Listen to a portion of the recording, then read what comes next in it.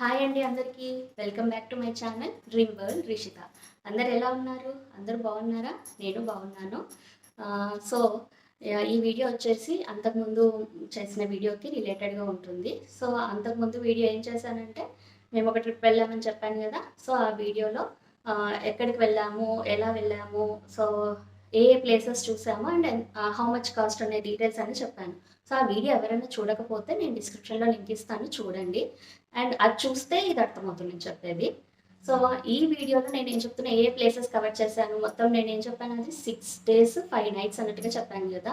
So first day ఏం చేసాం, second day ఏం చేసాం అనేది చెప్పబోతున్నాను. సో ఫస్ట్ డే ఏంటి అంటే ఇక్కడ నుంచి హైదరాబాద్ నుంచి స్టార్ట్ అనమాట. హైదరాబాద్ టు మదురైకి ఫ్లైట్. సో ఫ్లైట్లో వెళ్ళాలి అండ్ టైమింగ్ యాక్చువల్గా మాకు కనెక్టెడ్ ఫ్లైట్ కాకుండా డైరెక్ట్ ఫ్లైట్ ఉండింది హైదరాబాద్ టు మదురై. బట్ ఒక 2 days ముందు ఏమైందంటే వాళ్ళు మనల్ని ఫాలోఅప్ చేస్తూనే ఉంటారు, మేక్ ట్రిప్ వాళ్ళు. సో ఫాలోఅప్ చేస్తూ మనకి డీటెయిల్స్ ఎప్పటికప్పుడు అప్డేట్ చేస్తూ ఉంటారు.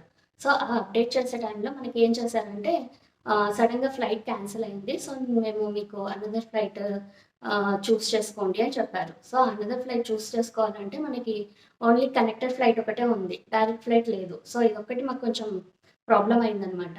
సో వెళ్ళడానికి అదే మనకి డైరెక్ట్ ఫ్లైట్ అయితే టైం కలిసి వస్తుంది. కనెక్టర్ ఫ్లైట్ ఏంటి అంటే ఇది హైదరాబాద్ టు చెన్నై, చెన్నై టు మదురై అనమాట. సో టైం అనేది ఇక్కడ చాలా వేస్ట్ అయిపోయింది కనెక్టర్ ఫ్లైట్ అవ్వడం వల్ల.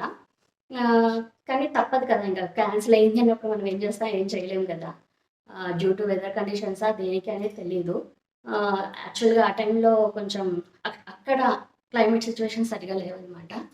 సో ఎందుకు క్యాన్సిల్ అయింది అనేది తెలియదు. బట్ మాకు ఇలా కనెక్టెడ్ ఫ్లైట్ వేశారు. సో మాకు ఇక్కడ ఏంటి, ఫ్లైట్ ఎన్నింటికి చెన్నైకి అంటే ఇక్కడ 1:30కి స్టార్ట్ అవుతుంది ఫ్లైట్. సో మేము 10కి స్టార్ట్ అయిపోయి ఎయిర్పోర్ట్కి వెళ్ళిపోయినాం అనమాట. సో ఎయిర్పోర్ట్లో నేను ఒక విషయం చెప్పదలుచుకున్నాను. అసలు నేను చాలా రోజుల తర్వాత హైదరాబాద్ ఎయిర్పోర్ట్ చూశాను. మొత్తం మారిపోయింది, చాలా మారిపోయింది. నేను చాలా రోజుల తర్వాత చూస్తున్నాను కాబట్టి నేను చెప్తున్నాను. నా వరకు నా ఎక్స్పీరియన్స్ చాలా మారిపోయింది, చాలా కొత్తగా ఉంది అసలు. అండ్ కొత్తగా అక్కడ లాంచ్ యాక్సెస్ అనేది ఒకటి ఉందన్నమాట హైదరాబాద్లో.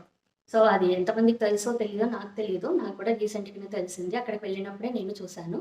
సో లాంచ్ యాక్సెస్ అనేది ఉంది. లాంచ్ యాక్సెస్ ఏంటి అంటే త్రూ క్రెడిట్ కార్డ్ ద్వారా మనకు క్రెడిట్ కార్డ్ స్వైప్ చేస్తే 2 రూపీస్ కట్ అవుతుందంట.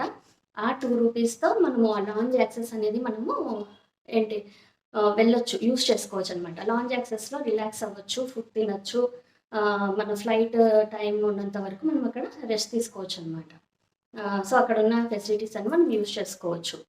క్రెడిట్ కార్డ్ 2 రూపీస్ అన్నారు కదా అని ఏ క్రెడిట్ కార్డ్ కంటే ఆ క్రెడిట్ కార్డ్కి ఇస్తారా అంటే అలా ఏం లేదండి. కొన్ని క్రెడిట్ కార్డ్స్ మటుకే ఎలిజిబిలిటీ ఉంది. సో ఆ ఎలిజిబిలిటీ మనం ఎలా చూసుకోవాలి, మన కార్డ్స్ అనేవి మనకు లాంచ్ యాక్సెస్కి ఎలిజిబులా కాదా అనేది ఎలా చూసుకోవాలి అంటే నాకు కూడా, నేను ఎంత సెర్చ్ చేసినా నాకు తెలియలేదు. కస్టమర్ కేర్ ద్వారా మనం చేసుకోవచ్చంట. సో కస్టమర్ కేర్ ద్వారా మేము ముందు రోజు చెక్ చేసుకున్నాము. చెక్ చేసుకుంటే వాళ్ళు ఎలిజిబుల్ లేదన్నారు. సరే అంతకన్నా మంచిది. అక్కడ లాంచ్ యాక్సెస్ దగ్గర డెస్క్ ఉంటుందన్నమాట, ఫ్రంట్ డెస్క్.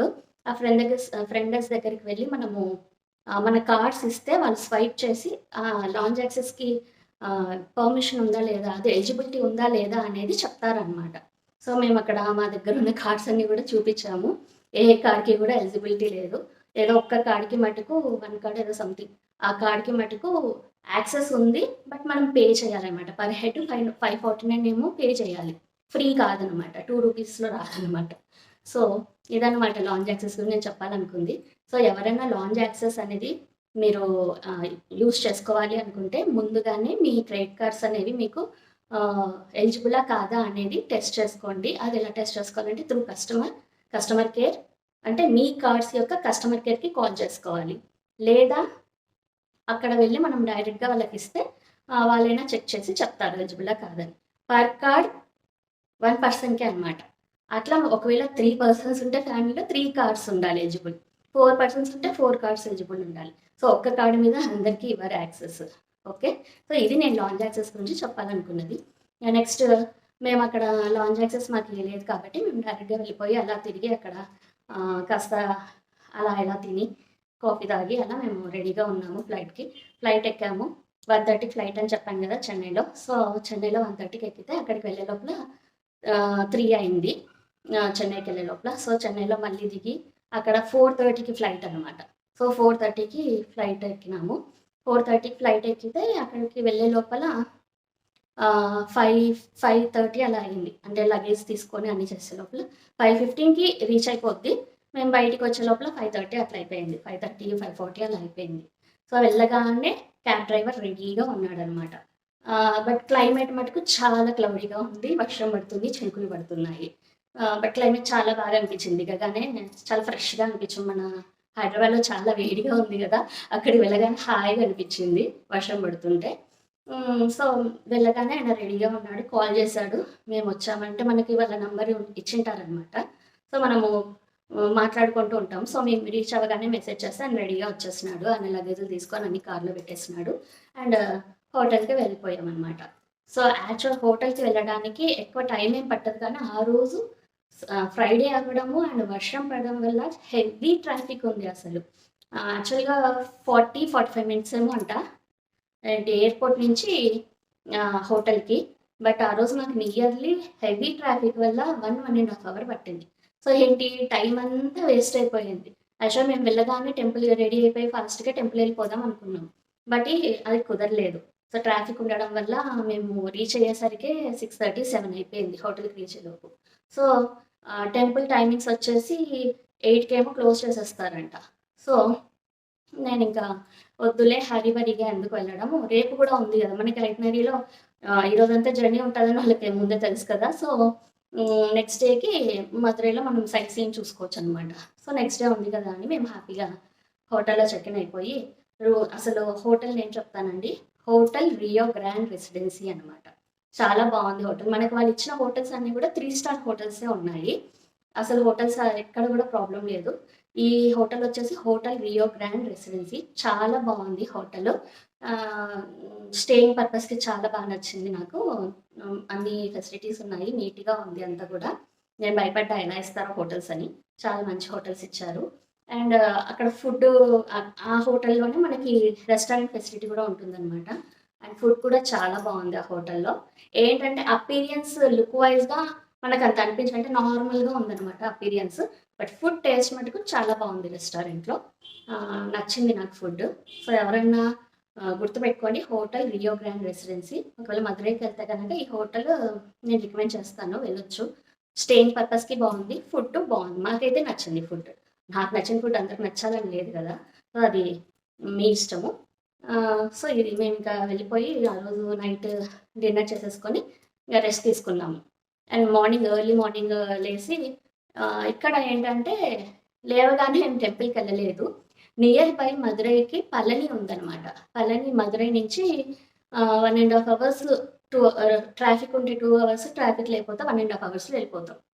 సో మేము పళని కూడా చూసుకుందామని అనుకున్నాం. యాక్చువల్‌గా అది ఐటినరీలో లేదు. ఓకే. సో అక్కడికి వెళ్ళడానికి మనం ఎక్స్‌ట్రా మనీ పే చేస్తే వాళ్ళు తీసుకెళ్తారనమాట. సో మేము పళని 7:30కంతా మేము రెడీ అయిపోయి పళనికి కార్‌లో బయలుదేరిపోయినాం. సో నియర్లీ 2 అవర్స్ పట్టింది. సాటర్‌డే కదా! ఎక్కడైనా ట్రాఫికే. హైదరాబాదే అనుకున్నాను. బెంగుళూరైనా ట్రాఫికే, చెన్నై అయినా ట్రాఫికే, మదురై అయినా ట్రాఫికే, ఎక్కడైనా ట్రాఫికే అండి వీకెండ్ వస్తే. దాన్ని తప్పించుకోలేము మనము. సో వెళ్ళే దారిలోనే మేము 7:30కి బయలుదేరినాం కదా! వెళ్ళే దారిలోనే ఏదో ఒక హోటల్‌లో తిన్నాము. బట్ వెళ్ళిన దారిలో కూడా ఫుడ్ మాకు మంచిగే దొరికింది. మంచిగా తిన్నాము. పొంగల్ ఫేమస్ అటు సైడ్ కొంచెం తమిళనాడు సైడ్. సో మేము పొంగల్ టేస్ట్ చేసాం. చాలా బాగుండింది. అండ్ రీచ్ అయిపోయినాము పళనికి. అమ్మో! మామూలుగా లేదసలు. సాటర్‌డే అవ్వడం వల్ల, వీకెండ్ అవ్వడం వల్ల, సమ్మర్ అవ్వడం వల్ల, అందరికీ హాలిడేస్ ఉండడం వల్ల పళనిలో మామూలుగా లేదండి అసలు రష్. ఎప్పుడు చూడలేదు అంత రష్ ఉందసలు పళనిలో. అసలు ఎక్స్‌పెక్ట్ చేయలేదు అంత రష్ ఉంటుందని. అసలు అంత ఉంటుందనుకుంటే మేము ఈ ప్లాన్ వేసేవాళ్ళం గూడా కాదు. అసలు చాలా రష్ ఉంది. నియర్లీ 3-4 అవర్స్ పడుతుంది. ఏంటి మనం దర్శనం చేసుకోవడానికి అండ్ రావడానికి ఇంకో 2 అవర్స్. సో, టోటల్ అక్కడే టైమ్ అంతా అయిపోతుందనమాట. హాఫ్ డే టైమ్ మాకంతా అక్కడే అయిపోయింది. లక్కీగా మేము తొందరగా బయలుదేరినాం కాబట్టి మాకు టైం కలిసొచ్చింది గానీ, ఇదే 10:30కో అట్లా బయలుదేరదాంలే నిదానంగా అనుకుంటే మొత్తానికి అయిపోయేది. ఆ రోజంతా ప్రాబ్లమ్ అయిపోయేది మాకు ప్లానింగ్ అంతా. సో, 3-4 అవర్స్ పట్టింది. అండ్ అక్కడికి పళని అనేది మనకి హిల్ స్టేషన్ అనమాట. సో కొండపైన ఉంటుంది. సుబ్రహ్మణ్య స్వామి ఉంటారు అక్కడ పళనిలో. చాలా ఫేమస్ టెంపుల్, చాలా పవర్ఫుల్ టెంపుల్. సో ఎవరైనా మధురైకి వెళ్ళినప్పుడు పళని కూడా కవర్ చేసుకోండి. వీకెండ్ అయితే ప్లాన్డ్‌గా వెళ్ళండి. వీక్ డేస్ అయితే నో ప్రాబ్లమ్. వీకెండ్ మటుకు చాలా రష్ ఉంటుంది. అండ్ అక్కడికి ఆ కొండపైకి వెళ్ళడానికి మనకు 3 వేస్ ఉన్నాయన్నమాట. ఒకటి రోప్‌వే, ఇంకోటి వించ్ అని ట్రైన్ ఉంటుంది. చిన్న ట్రైన్. అండ్ థర్డ్ వన్ వచ్చేసి త్రూ స్టెప్స్. స్టెప్స్ చాలా ఎక్కువ ఉంటాయి. ఎక్కడం మనకు చాలా కష్టము. సో దాదాపు ఎవరైనా సరే చూస్ చేసుకునేది ఐదర్ ట్రైనా, రోప్‌వే అనమాట.